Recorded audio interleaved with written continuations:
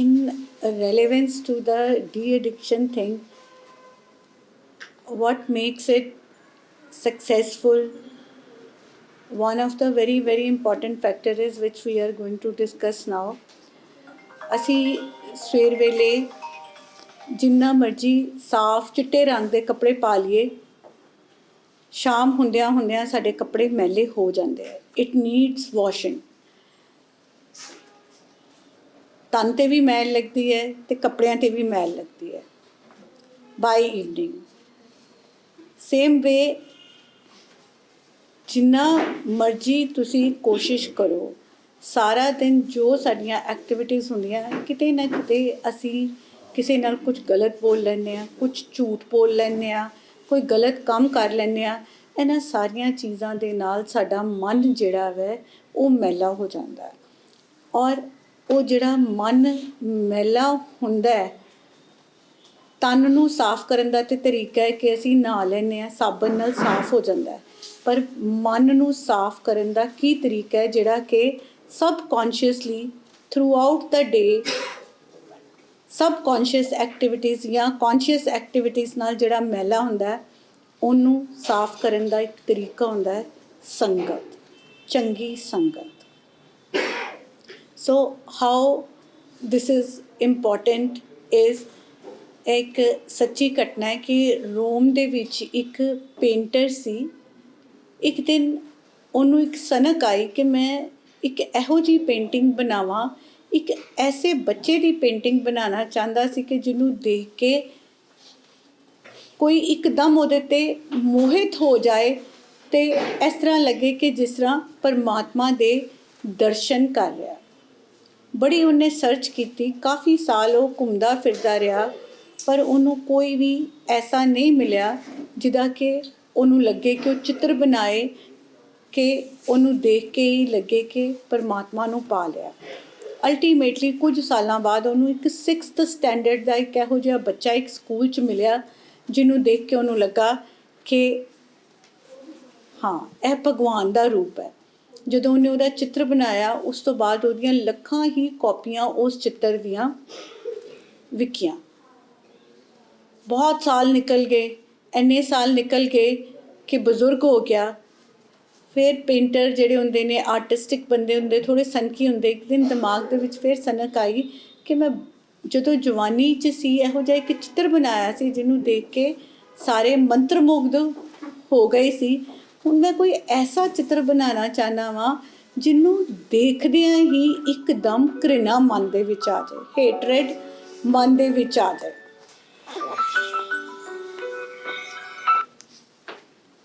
ਆਪਣੇ ਦੋਸਤਾਂ ਨਾਲ ਬੜੀ ਸਲਾਹ ਕੀਤੀ ਉਹਨੇ ਕਿ ਕੋਸ਼ਿਸ਼ ਕੀਤੀ ਕਿ ਇਹੋ ਜਿਹਾ ਬੰਦਾ ਕਿੱਥੋਂ ਲੱਭਾਂ ਕਿ ਜਿਹਨੂੰ ਇੰਨਾ ਖੁੰਖਾਰ ਹੋਵੇ, ਇੰਨਾ ਡਰਾਵਨਾ ਹੋਵੇ ਕਿ ਉਹਨੂੰ ਦੇਖਦਿਆਂ ਹੀ ਘ੍ਰਿਣਾ ਮਨ ਦੇ ਵਿੱਚ ਆਏ। ਅਤੇ ਦੋਸਤਾਂ ਨੇ ਸਲਾਹ ਦਿੱਤੀ ਕਿ ਇਹੋ ਜਿਹੇ ਬੰਦੇ ਜਿਹੜੇ ਨੇ ਜੇਲ੍ਹ ਦੇ ਵਿੱਚ ਤੈਨੂੰ ਮਿਲਣਗੇ, ਕੋਈ ਖੂਨੀ ਕ੍ਰਿਮੀਨਲ ਟਾਈਪ। ਬੜੀਆਂ ਜੇਲ੍ਹਾਂ ਉਹਨੇ ਫਰੋਲੀਆਂ, ਪਰ ਉਹਨੂੰ ਕੋਈ ਇਹੋ ਜਿਹਾ ਬੰਦਾ ਨਹੀਂ ਨਜ਼ਰ ਆਇਆ ਕਿ ਜਿਹਨੂੰ ਦੇਖ ਕੇ ਇੱਕਦਮ ਉਹਦੇ ਮਨ ਦੇ ਵਿੱਚ ਨਫ਼ਰਤ ਆ ਜਾਵੇ ਜਾਂ ਡਰ ਲੱਗੇ। ਅਲਟੀਮੇਟਲੀ ਕੁਝ ਸਾਲਾਂ ਦੀ ਸਰਚ ਤੋਂ ਬਾਅਦ ਇੱਕ ਜੇਲ੍ਹ ਦੇ ਵਿੱਚ ਉਹਨੂੰ ਇਹੋ ਜਿਹਾ ਬੰਦਾ ਨਜ਼ਰ ਆਇਆ ਜਿਹਨੂੰ ਦੇਖ ਕੇ ਉਹ ਇੱਕਦਮ ਡਰ ਗਿਆ। He could not see that person. ਤਾਂ ਉਹਨੂੰ ਲੱਗਾ ਸ਼ਾਇਦ ਮੇਰੀ ਸਰਚ ਜਿਹੜੀ ਹੈ ਇੱਥੇ ਪੂਰੀ ਹੋ ਗਈ ਹੈ।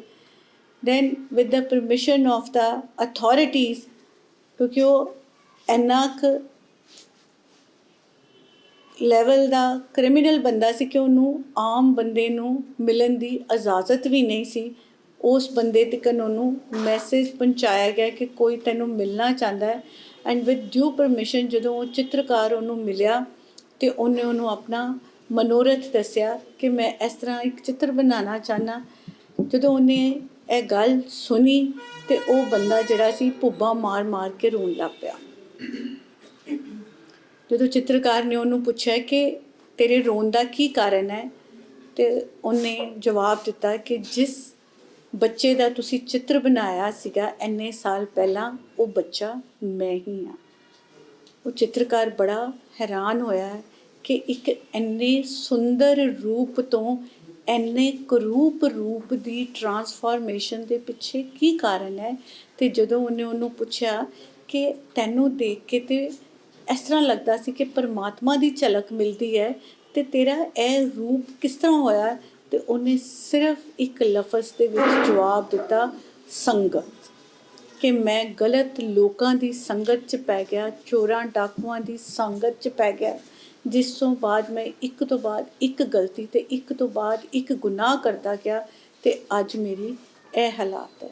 So this is how company affects you.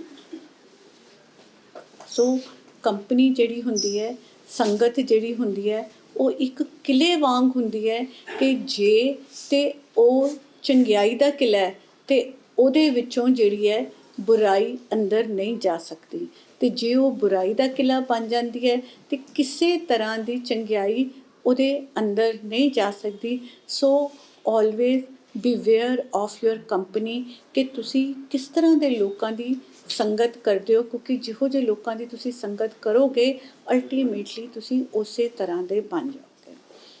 Second, ਇੱਕ ਬਹੁਤ ਵੱਡਾ ਮਿਥ ਹੈ ਕਿ ਅਸੀਂ ਸਮਝਦੇ ਹਾਂ ਕਿ ਅਸੀਂ ਬਹੁਤ ਨੇਕ ਹਾਂ, ਔਰ ਜੇ ਅਸੀਂ ਨੇਕ ਹਾਂ ਅਤੇ ਜੇ ਅਸੀਂ ਕਿਸੇ ਇੱਕ ਗਲਤ ਬੰਦੇ ਦੀ ਸੰਗਤ ਕਰ ਲਈਏ ਜੋ ਕਿ ਸ਼ਰਾਬ ਪੀਂਦਾ ਹੋਵੇ ਜਾਂ ਜੂਆ ਖੇਡਦਾ ਹੋਵੇ, ਅਤੇ ਅਸੀਂ ਕਦੀ ਵੀ ਗਲਤ ਨਹੀਂ ਹੋਵਾਂਗੇ। ਇਹ ਇੱਕ ਮਿਥ ਹੈ। ਜਿੰਨੀ ਮਰਜ਼ੀ ਤੁਸੀਂ ਕੋਸ਼ਿਸ਼ ਕਰ ਲਓ, ਜੇ ਤੁਸੀਂ ਇੱਕ ਗਲਤ ਬੰਦੇ ਦੇ ਨਾਲ ਹੋ ਅੱਜ ਜਾਂ ਮਹੀਨੇ ਬਾਅਦ ਜਾਂ 3 ਮਹੀਨਿਆਂ ਬਾਅਦ ਜਾਂ 6 ਮਹੀਨਿਆਂ ਬਾਅਦ, ਤੁਸੀਂ ਵੀ ਉਸੇ ਤਰ੍ਹਾਂ ਦੇ ਹੋਵੋਗੇ। ਸੋ ਜਦੋਂ ਵੀ ਤੁਸੀਂ ਰੀਹੈਬਿਲਿਟੇਸ਼ਨ ਪ੍ਰੋਗਰਾਮ ਦੇ ਵਿੱਚ ਜਾਂਦੇ ਹੋ, ਉਦੋਂ ਇਹ ਗੱਲ ਆਪਣੇ ਦਿਮਾਗ 'ਚ ਪਾਉਣੀ ਹੈ ਕਿ ਜਿਹੜੀ ਸੰਗਤ ਗਲਤ ਹੈ, ਇਸ ਗੱਲ ਦਾ ਓਵਰ ਕੌਨਫੀਡੈਂਸ ਕਦੀ ਨਹੀਂ ਲਿਆਉਣਾ ਕਿ ਵੀ ਆਰ ਕਿਉਰਡ ਆਫ, ਜਾਂ ਅਸੀਂ ਕਦੀ ਸ਼ੁਰੂ ਤੋਂ ਹੀ ਨਹੀਂ ਕੀਤੀ, ਅਤੇ even if we are sitting only for the social purposes, it will not harm you. It is going to take you to the same place where you were earlier. ਇਹ ਇੱਕ ਇਤਿਹਾਸਿਕ ਘਟਨਾ ਨਾਲ ਇਹਨੂੰ ਐਕਸਪਲੇਨ ਕਰਦੀ ਹਾਂ ਕਿ ਗੁਰੂ ਅਮਰਦਾਸ ਜੀ ਜਦੋਂ ਗੋਇੰਦਵਾਲ ਸਾਹਿਬ ਦੇ ਵਿੱਚ ਹੁੰਦੇ ਸੀ ਅਤੇ ਰਸਤੇ 'ਚ ਬਿਆਸ ਦਰਿਆ ਸੀ, ਇੱਕ ਪਾਸੇ ਗੁਰੂ ਦਾ ਘਰ ਸੀ ਅਤੇ ਦੂਸਰੇ ਪਾਸੇ ਪਿੰਡ ਵਸਦਾ ਸੀ, ਅਤੇ ਪਿੰਡ ਜਿੱਥੇ ਵਸਦਾ ਸੀ ਅਤੇ ਬਿਲਕੁਲ ਦਰਿਆ ਦੇ ਨਾਲ ਪਿੰਡ ਦੇ ਸਰਪੰਚ ਦੀ ਕੋਠੀ ਸੀ, ਔਰ ਉਹ ਸਰਪੰਚ ਜਿਹੜਾ ਸੀ ਰੋਜ਼ ਸ਼ਰਾਬ ਪੀ ਕੇ ਛੱਤ 'ਤੇ ਚੜ੍ਹ ਕੇ ਗੁਰੂ ਜੀ ਨੂੰ ਬੁਰਾ ਭਲਾ ਬੋਲਦਾ ਸੀ। ਉਹਦੀ ਬੀਵੀ ਨੂੰ ਇਸ ਗੱਲ ਦਾ ਅਹਿਸਾਸ ਸੀ ਕਿ ਇਹ ਗਲਤ ਕਰ ਰਿਹਾ, ਡਰਦੀ ਬਹੁਤ ਸੀ ਇਸ ਗੱਲ ਤੋਂ ਕਿ ਗੁਰੂ ਘਰ ਬਾਰੇ ਗਲਤ ਬੋਲਦਾ ਹੈ ਅਤੇ ਇਹਦੇ ਨਾਲ ਕੋਈ ਚੰਗਾ ਭਾਣਾ ਨਹੀਂ ਵਾਪਰਨਾ। ਬੜਾ ਸਮਝਾਉਂਦੀ ਵੀ ਸੀ ਆਪਣੇ ਪਤੀ ਨੂੰ, ਪਰ ਜਿਸ ਤਰ੍ਹਾਂ ਕਿ ਇਨਸਾਈਟ ਦਾ ਲੋਸ ਹੁੰਦਾ ਅਲਕੋਹਲਿਕਸ ਨੂੰ, ਅਡਿਕਟਸ ਨੂੰ, ਉਹਨੂੰ ਸਮਝ ਨਹੀਂ ਸੀ ਆਉਂਦੀ। ਰੱਬ ਦਾ ਭਾਣਾ, ਉਹਨੂੰ ਐਪੀਲੈਪਸੀ ਦੀ ਬਿਮਾਰੀ ਹੋ ਗਈ, ਐਸੀਆਂ ਦੰਦਲਾਂ ਪੈਣ ਕਿ ਉਹਦਾ ਜੀਣਾ ਮੁਸ਼ਕਿਲ ਹੋ ਗਿਆ, ਔਰ ਲੱਗੇ ਕਿ ਮੌਤ ਹੁਣੇ ਆਈ ਕਿ ਹੁਣੇ ਆਈ। ਇੱਕ ਦਿਨ ਬੀਵੀ ਨੇ ਸਮਝਾਇਆ ਕਿ ਗੁਰੂ ਘਰ ਚੱਲੀਏ, ਬੜੀ ਦੁਨੀਆ ਆਉਂਦੀ ਹੈ, ਬਖਸ਼ੀ ਜਾਂਦੀ ਹੈ, ਸ਼ਾਇਦ ਗੁਰੂ ਜੀ ਤੁਹਾਨੂੰ ਠੀਕ ਕਰ ਦੇਣ। ਪਤਾ ਨਹੀਂ ਉਸ ਇਨਸਾਨ ਦੇ ਮਨ 'ਚ ਕੀ ਆਇਆ, ਜਾ ਕੇ ਗੁਰੂ ਘਰ ਗਿਆ ਅਤੇ ਪਿੱਛੇ ਜਾ ਕੇ ਬੈਠ ਗਿਆ। ਸ਼ਰਮ ਤਾਂ ਉਹਨੂੰ ਬੜੀ ਆਉਂਦੀ ਸੀ ਕਿ ਜਿਸ ਗੁਰੂ ਬਾਰੇ ਮੈਂ ਰੋਜ਼ ਇੰਨਾ ਗਲਤ ਬੋਲਦਾ, ਅੱਜ ਉਸ ਗੁਰੂ ਨੂੰ ਮੈਂ ਕਿਸ ਤਰ੍ਹਾਂ ਫੇਸ ਕਰਾਂਗਾ। ਪਰ ਜਦੋਂ ਗੁਰੂ ਅਮਰਦਾਸ ਜੀ ਨੇ ਉਹਨੂੰ ਦੇਖਿਆ ਤਾਂ ਉਹਨੂੰ ਬੜੇ ਪਿਆਰ ਨਾਲ ਆਵਾਜ਼ ਦੇ ਕੇ ਕਿਹਾ, ਲੰਬੜਦਾਰਾ ਤੇਰੀ ਜਗ੍ਹਾ ਪਿੱਛੇ ਨਹੀਂ, ਤੂੰ ਤੇ ਪਿੰਡ ਦਾ ਮਾਲਕ ਹੈ, ਅੱਗੇ ਮੇਰੇ ਕੋਲ ਆ ਕੇ ਬੈ। ਬੜਾ ਸ਼ਰਮਿੰਦਾ ਹੋਇਆ, ਪੈਰੀ ਪੈ ਕੇ ਰੋ ਪਿਆ ਅਤੇ ਗੁਰੂ ਜੀ ਨੂੰ ਕਹਿੰਦਾ ਕਿ ਮੈਨੂੰ ਇਸ ਬਿਮਾਰੀ ਦਾ ਬਚਾਓ। ਗੁਰੂ ਜੀ ਕਹਿੰਦੇ, ਅੱਜ ਤੋਂ ਬਾਅਦ ਜਿੰਨੀ ਦੇਰ ਤੱਕ ਤੂੰ ਸ਼ਰਾਬ ਨਹੀਂ ਪੀਏਂਗਾ, ਇਹ ਬਿਮਾਰੀ ਤੇਰਾ ਪਿੱਛਾ ਛੱਡ ਦੇਗੀ। ਜਿਸ ਦਿਨ ਤੂੰ ਸ਼ਰਾਬ ਪੀਤੀ, ਉਸ ਤੋਂ ਬਾਅਦ ਕਿੱਥੇ ਜਾਏਗਾ ਇਸ ਬਾਰੇ ਨਹੀਂ ਕਿਹਾ ਜਾ ਸਕਦਾ। ਪਰਮਾਤਮਾ ਦੀ ਕਿਰਪਾ ਨਾਲ ਸ਼ਰਾਬ ਛੱਡੀ, ਠੀਕ ਹੋ ਗਿਆ, ਪਰ ਦੋਸਤ ਉਹੀ ਪੁਰਾਣੇ ਸੀਗੇ। ਮਨ 'ਚ ਬੜੀ ਕਿ ਮੈਂ ਠੀਕ ਹਾਂ, ਉਹਨਾਂ ਦੋਸਤਾਂ ਦੀ ਸੰਗਤ ਨਹੀਂ ਛੱਡੀ। 6 ਮਹੀਨੇ, ਸਾਲ, ਉਸ ਤੋਂ ਬਾਅਦ ਫਿਰ ਉਸੇ ਸੰਗਤ 'ਚ, ਕਿਉਂਕਿ ਜਿਹੋ ਜਿਹੀ ਸੰਗਤ ਹੋਵੇ ਉਹੋ ਜਿਹਾ ਰੰਗ ਫਿਰ ਚੜ੍ਹਨ ਲੱਗ ਪੈਂਦਾ ਹੈ। ਫਿਰ ਦੁਬਾਰਾ ਪੀਣਾ ਸ਼ੁਰੂ ਹੋ ਗਿਆ ਅਤੇ ਇੱਕ ਦਿਨ ਛੱਤ 'ਤੇ ਚੜ੍ਹ ਕੇ ਸ਼ਰਾਬ ਪੀ ਕੇ ਚੜ੍ਹ ਗਿਆ। ਫਿਰ ਐਪੀਲੈਪਸੀ ਦਾ ਉਸ ਵੇਲੇ ਉਹਨੂੰ ਅਟੈਕ ਆਇਆ, ਉੱਪਰੋਂ ਡਿੱਗਾ ਅਤੇ ਮਰ ਗਿਆ। ਸੋ ਦ ਪੁਆਇੰਟ ਇਜ਼ ਕਿ even if you are cured of your addictions, never ever try to contemplate this idea that you should again fall into the same company, whether you think you are 100% cured or you are 500% cured. It is but natural. Once you are in that company, you are going to be a prey to that company. So this is one of the thing.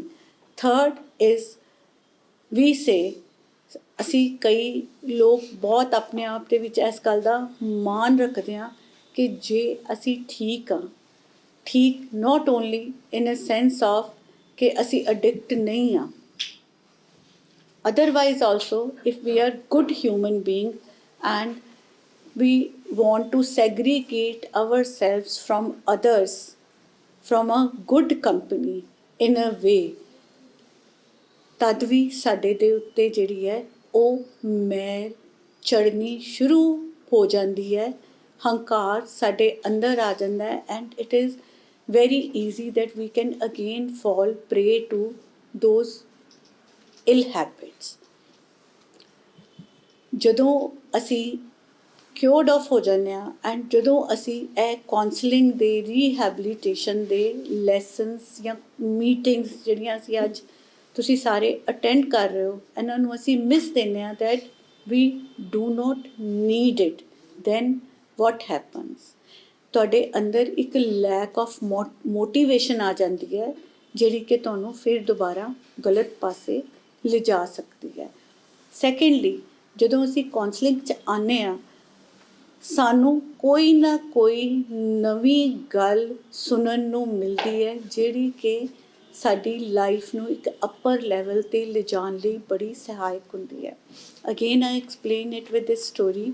ਇੱਕ ਘਰ ਦੇ ਵਿੱਚ ਚੋਰੀ ਕਰਨ ਦੀ ਪ੍ਰਥਾ ਹੁੰਦੀ ਹੈ, generations ਤੋਂ ਉਸ ਘਰ ਦੇ ਵਿੱਚ ਚੋਰੀਆਂ ਕੀਤੀਆਂ ਜਾਂਦੀਆਂ ਨੇ। ਰਾਦਰ ਬੱਚਿਆਂ ਨੂੰ ਟ੍ਰੇਨਿੰਗ ਦਿੱਤੀ ਜਾਂਦੀ ਹੈ ਕਿ ਚੋਰ ਕਿਸ ਤਰ੍ਹਾਂ ਬਣਦਾ ਹੈ।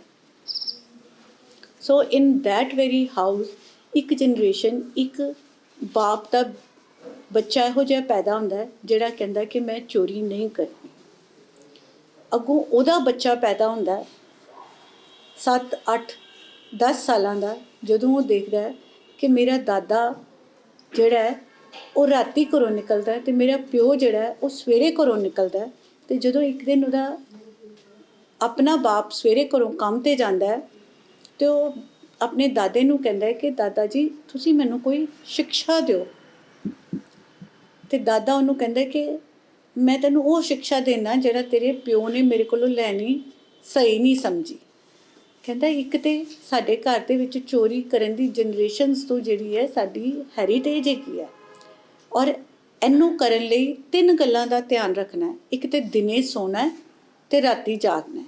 ਸੈਕਿੰਡਲੀ, ਚੋਰੀ ਕਰਨ ਤੋਂ ਬਾਅਦ ਜਿਹੜਾ ਕਦੀ ਮੰਨਣਾ ਨਹੀਂ ਹੈ ਕਿ ਮੈਂ ਚੋਰੀ ਕੀਤੀ ਹੈ। ਅਤੇ ਥਰਡਲੀ, ਕਦੀ ਸਤ ਸੰਗਤ ਦੇ ਵਿੱਚ ਨਹੀਂ ਜਾਣਾ। ਸਤ ਸੰਗਤ ਕਹਿੰਦੇ ਨੇ ਜਿੱਥੇ ਚੰਗੀਆਂ ਗੱਲਾਂ ਹੁੰਦੀਆਂ ਨੇ। ਇਟ ਨੈਵਰ ਮੀਨਸ ਕਿ ਜਿੱਥੇ ਸਿਰਫ ਰੱਬ ਦੀ ਗੱਲ ਹੁੰਦੀ ਹੋਵੇ, ਮਤਲਬ ਹੈ ਜਿੱਥੇ ਸੱਚ ਦੀ ਗੱਲ ਹੁੰਦੀ ਹੋਵੇ ਔਰ ਸਾਰੀ ਉਮਰ ਐਸ਼ ਹੈ, ਇੰਨਾ ਆਉਂਦਾ ਹੈ ਕਿ ਦਿਨੇ ਕੰਮ ਕਰਨ ਦੀ ਲੋੜ ਨਹੀਂ ਪੈਂਦੀ। ਐਕਸਪਾਇਰ ਹੋ ਜਾਂਦਾ ਉਹਦਾ ਦਾਦਾ ਔਰ ਉਹ ਬੱਚਾ ਜਿਹੜਾ ਇਸ ਪਾਸੇ ਲੱਗ ਜਾਂਦਾ। ਇੱਕ ਵਾਰੀ ਕੀ ਹੁੰਦਾ ਕਿ ਰਾਜੇ ਦੇ ਘਰ ਚੋਰੀ ਕਰਨ ਜਾਂਦਾ ਹੈ ਅਤੇ ਪਤਾ ਲੱਗ ਜਾਂਦਾ ਹੈ ਕਿ ਚੋਰੀ ਹੋ ਰਹੀ ਹੈ ਅਤੇ ਭੱਜਦਾ ਅਤੇ ਅੱਗੇ ਦੇਖਦਾ ਹੈ ਕਿ ਗਲੀ ਜਿਹੜੀ ਹੈ ਬੰਦ ਹੋ ਰਹੀ ਹੁੰਦੀ ਹੈ ਅਤੇ ਗਲੀ ਦੇ ਐਂਡ ਦੇ ਵਿੱਚ ਜਿਹੜਾ ਵੈ ਦੂਸਰੇ ਪਾਸੇ ਸਤਸੰਗ ਹੋ ਰਿਹਾ ਹੁੰਦਾ। ਯਾਦ ਆ ਜਾਂਦੀ ਉਹਨੂੰ ਆਪਣੇ ਦਾਦੇ ਦੀ ਗੱਲ ਕਿ ਕਦੀ ਸਤ ਸੰਗਤ ਦੇ ਵਿੱਚ ਨਹੀਂ ਜਾਣਾ। ਪਰ ਇਸ ਵੇਲੇ ਕੋਈ ਰਸਤਾ ਨਹੀਂ ਹੁੰਦਾ ਉਹਦੇ ਕੋਲ, ਕੰਨਾਂ ਦੇ ਵਿੱਚ ਉਂਗਲੀਆਂ ਪਾਉਂਦਾ ਹੈ ਅਤੇ ਸਤ ਸੰਗਤ ਵਾਲੇ ਰਸਤੇ 'ਚੋਂ ਨਿਕਲਦਾ, ਪਰ ਉਂਗਲੀਆਂ ਪਾਉਂਦੇ ਪਾਉਂਦੇ ਜਿਹੜਾ 1 ਸੈਕਿੰਡ ਦਾ ਵੀ ਗੈਪ ਆ ਜਾਂਦਾ, ਉਹਦੇ 'ਚ ਇੱਕ ਗੱਲ ਉਹਨੂੰ ਸੁਣੀ ਜਾਂਦੀ ਹੈ ਕਿ ਜਿਹੜੇ ਦੇਵੀ ਦੇਵਤੇ ਤੇ ਭੂਤ ਪ੍ਰੇਤ ਹੁੰਦੇ ਆ ਉਹਨਾਂ ਦੇ ਪਰਛਾਵੇਂ ਨਹੀਂ ਹੁੰਦੇ। ਸਤ ਸੰਗਤ ਚੋਂ ਨਿਕਲਦਾ ਹੈ, ਅਗਲੇ ਪਾਸਿਓਂ ਫੜਿਆ ਜਾਂਦਾ ਹੈ, ਤੇ ਜਦੋਂ ਪੁਲਿਸ ਫੜ ਕੇ ਲੈ ਜਾਂਦੀ ਹੈ ਬੜੀ ਉਹਨੂੰ ਕੁੱਟ ਮਾਰ ਪੈਂਦੀ ਹੈ, ਪਰ ਦਾਦੇ ਦੀ ਉਹਨੂੰ ਗੱਲ ਯਾਦ ਹੁੰਦੀ ਹੈ ਕਿ ਕਦੀ ਮੰਨਣਾ ਨਹੀਂ ਹੈ, ਕਦੀ ਸੱਚ ਨਹੀਂ ਬੋਲਣਾ ਕਿ ਮੈਂ ਚੋਰੀ ਕੀਤੀ ਹੈ। ਬਹੁਤ ਕੁੱਟਦੇ ਮਾਰਦੇ ਉਹਨੂੰ, ਪਰ ਉਹ ਨਹੀਂ ਮੰਨਦਾ। ਇੱਥੋਂ ਤੱਕ ਉਹਨੂੰ ਕੁੱਟ ਮਾਰ ਪੈਂਦੀ ਹੈ ਕਿ ਪੁਲਿਸ ਵਾਲੇ ਜਿਹੜੇ ਨੇ ਉਹਨਾਂ ਨੂੰ ਆਪਣੇ 'ਤੇ ਸ਼ੱਕ ਹੋਣ ਲੱਗ ਪੈਂਦਾ ਕਿ ਅਸੀਂ ਕਦੇ ਗਲਤ ਬੰਦਾ ਫੜ ਲਿਆ। ਅਤੇ ਇੱਕ ਵਿੱਚੋਂ ਉਹਨਾਂ ਦੇ ਇਹੋ ਜਿਹਾ ਬੰਦਾ ਹੁੰਦਾ ਹੈ ਕਿ ਜਿਹੜਾ ਆਪਣੇ ਆਪ ਨੂੰ ਬਹੁਤ ਸਮਾਰਟ ਸਮਝਦਾ ਹੁੰਦਾ ਹੈ, ਔਰ ਉਹ ਕਹਿੰਦਾ ਹੈ ਕਿ ਚਲੋ ਮੈਨੂੰ ਕੋਸ਼ਿਸ਼ ਕਰਕੇ ਦੇਖਣ ਦਿਓ ਕਿ ਮੈਂ ਇਹਨੂੰ ਰੱਬ ਦੇ ਨਾਮ ਦੀ ਧਮਕੀ ਦੇ ਕੇ ਜਾਂ ਆਪਣਾ ਰੂਪ ਬਦਲ ਕੇ, ਕਿਉਂਕਿ ਸਿੱਧੀ ਤਰ੍ਹਾਂ ਤੇ ਮੰਨਿਆ ਨਹੀਂ, ਤੇ ਕਿਸੇ ਐਕਟ ਦੇ ਥਰੂ ਇਹਨੂੰ ਮਨਾਇਆ ਜਾ। ਉਹਨੂੰ ਇੱਕ ਇਕੱਲੇ ਸੈੱਲ ਦੇ ਵਿੱਚ ਬੰਦ ਕਰ ਦਿੱਤਾ ਜਾਂਦਾ ਹੈ, ਤੇ ਰਾਤ ਨੂੰ ਉਹ ਪੁਲਿਸ ਵਾਲਾ ਜਿਹੜਾ ਹੁੰਦਾ ਆਪਣਾ ਭੇਸ ਬਦਲ ਕੇ ਦੇਵਤੇ ਦਾ ਭੇਸ ਬਣਾ ਕੇ ਉਹਦੇ ਕੋਲ ਪੁੱਛਣ ਆਉਂਦਾ ਹੈ। ਤਾਂ ਉਹਨੂੰ ਲੱਗਦਾ ਹੈ ਕਿ ਜਦੋਂ ਮੈਂ ਪਰਮਾਤਮਾ ਦਾ ਜਾਂ ਦੇਵਤੇ ਦਾ ਭੇਸ ਬਣਾ ਕੇ ਆਵਾਂਗਾ ਤੇ ਰੱਬ ਨੂੰ ਤੇ ਕੋਈ ਇਨਸਾਨ ਝੂਠ ਨਹੀਂ ਬੋਲਦਾ, ਤੇ ਮੈਨੂੰ ਝੂਠ ਨਹੀਂ ਬੋਲੇਗਾ। ਤੇ ਆ ਕੇ ਉਹਨੂੰ ਕਹਿੰਦਾ ਹੈ ਕਿ ਦੇਖ, ਮੈਂ ਜਾਣਦਾ ਤੇ ਸਭ ਕੁਝ ਹਾਂ ਕਿ ਤੂੰ ਚੋਰੀ ਕੀਤੀ ਹੈ, ਇਸ ਗੱਲ ਦਾ ਪਤਾ ਮੈਨੂੰ ਹੈ, ਪਰ ਤੇਰੇ ਗੁਨਾਹ ਮੈਂ ਸਾਰੇ ਮਾफ़ ਕਰ ਦਾਂਗਾ, ਕਿਉਂਕਿ ਗੁਨਾਹ ਮਾफ़ ਕਰਨ ਤੋਂ ਪਹਿਲਾਂ ਇੱਕ ਕੰਡੀਸ਼ਨ ਹੁੰਦੀ ਹੈ ਕਿ ਇਨਸਾਨ ਜਿਹੜਾ ਆਪਣੀ ਗਲਤੀ ਨੂੰ ਮੰਨੇ ਤੇ ਉਹਦਾ ਪਛਤਾਵਾ ਕਰੇ। ਤੇ ਤੂੰ ਆਪਣੀ ਗਲਤੀ ਮੰਨ ਲੈ ਔਰ ਤੇਰੇ ਸਾਰੇ ਗੁਨਾਹ ਮਾफ़ ਹੋ ਜਾਣਗੇ। ਜਦੋਂ ਇਹ ਗੱਲ ਸੁਣਦਾ ਹੈ, he is really lured by his this statement ਕਿ ਪਰਮਾਤਮਾ ਵਾਕਈ ਮੇਰੇ ਅੱਗੇ ਸਾਕਸ਼ਾਤ ਆਏ ਨੇ ਔਰ ਮੈਨੂੰ ਮਾफ़ ਕਰਨ ਲਈ ਤਿਆਰ ਨੇ। ਤੇ ਇੱਕਦਮ ਉਹਦਾ ਧਿਆਨ ਜਿਹੜਾ ਪਰਛਾਵੇਂ ਦੇ ਉੱਤੇ ਪੈ ਜਾਂਦਾ ਹੈ। And he is very smart enough and he could make out ਕਿ ਇਹ ਕੋਈ ਦੇਵਤਾ ਨਹੀਂ ਹੈ, ਇਹ ਇੱਕ ਐਕਟ ਹੈ। ਔਰ ਜਦੋਂ ਉਹਨੂੰ ਇਹ ਸਮਝ ਲੱਗਦੀ ਹੈ ਤੇ ਉਹ ਕਹਿੰਦਾ ਜਦੋਂ ਮੈਂ ਚੋਰੀ ਕੀਤੀ ਨਹੀਂ ਹੈ ਤੇ ਮੈਂ ਕਿਸ ਤਰ੍ਹਾਂ ਮੰਨ ਲਵਾਂ ਕਿ ਮੈਂ ਚੋਰੀ ਕੀਤੀ ਹੈ। ਔਰ after all this he is set free ਕਿ ਵਾਕਈ ਹੀ ਇਸ ਇਨਸਾਨ ਨੇ ਚੋਰੀ ਨਹੀਂ ਕੀਤੀ। ਔਰ ਜਦੋਂ ਉਹ ਘਰ ਜਾਂਦਾ ਹੈ ਹੀ ਬਿਕਮਸ ਐਨ ਓਨੈਸਟ ਪਰਸਨ, ਕਿਉਂਕਿ ਉਹਨੂੰ ਇਹ ਲੱਗਦਾ ਹੈ ਕਿ ਜੇ ਸਤ ਸੰਗ ਦੀ ਇੱਕ ਗੱਲ, ਇੱਕ ਸੈਕਿੰਡ ਦੀ ਗੱਲ ਸੁਣ ਕੇ ਕਿ ਦੇਵੀ ਦੇਵਤੇ ਤੇ ਭੂਤ ਪ੍ਰੇਤਾਂ ਦੇ ਪਰਛਾਵੇਂ ਨਹੀਂ ਹੁੰਦੇ ਤੇ ਮੇਰਾ ਬਚਾਅ ਹੋ ਗਿਆ। ਤੇ ਜੇ ਜ਼ਿੰਦਗੀ ਅਸੀਂ ਸਤ ਸੰਗ ਵਾਲੇ ਪਾਸੇ ਲਾ ਲਈਏ ਤੇ ਪਤਾ ਨਹੀਂ ਸਾਡੀ ਜ਼ਿੰਦਗੀ ਦਾ ਲੈਵਲ ਕਿੱਥੇ ਹੁੰਦਾ, ਕਿੱਥੇ ਪਹੁੰਚ ਜਾਏ। ਸੋ that's why the counselings, the meetings, the satsangs are important in our rehabilitation, because ਕਿਤੇ ਕੋਈ ਗੱਲ ਮਨ ਨੂੰ ਇਹੋ ਜਿਹੀ ਚੁੱਭ ਜਾਂਦੀ ਹੈ ਜਿਹੜੀ ਕਿ ਤੁਹਾਨੂੰ ਸਿੱਧੇ ਰਸਤੇ ਲੈ ਜਾਂਦੀ ਹੈ। So next time you are in a bad company, always remember, Kabir ji ਨੇ ਕਿਹਾ ਸੀ, ਇਹ ਬਹੁਤ ਕਾਮਨ ਐਗਜ਼ਾਮਪਲ ਕਬੀਰ ਜੀ ਦਿੰਦੇ ਸੀਗੇ ਕਿ ਜੇ ਇੱਕ ਪਾਸੇ ਪਾਗਲ ਹਾਥੀ ਤੁਰਿਆ ਆਂਦਾ ਹੋਵੇ ਤੇ ਦੂਸਰੋਂ ਪਾਸੇ ਇੱਕ ਕੁਸੰਗਤ ਵਾਲਾ ਆਦਮੀ ਤੁਰਿਆ ਆਂਦਾ ਹੋਵੇ ਜਿਹੜਾ ਕਿ ਸ਼ਰਾਬ ਪੀਂਦਾ ਹੋਵੇ ਜਾਂ ਕ੍ਰਿਮੀਨਲ ਬਿਰਤੀ ਦਾ ਹੋਵੇ, ਤਾਂ ਜਿਸ ਪਾਸੇ ਪਾਗਲ ਹਾਥੀ ਹੈ ਉਸ ਪਾਸੇ ਚਲੇ ਜਾਣਾ। ਹੋ ਸਕਦਾ ਉੱਧਰ ਤੇ ਫਿਰ ਵੀ ਬਚਾਅ ਹੋ ਜਾਏ, ਪਰ ਜਿਸ ਪਾਸੇ ਕੁਸੰਗਤ ਹੈ ਉੱਥੇ ਕਦੀ ਵੀ ਬਚਾਅ ਨਹੀਂ ਹੋ ਸਕਦਾ। Thank you so much.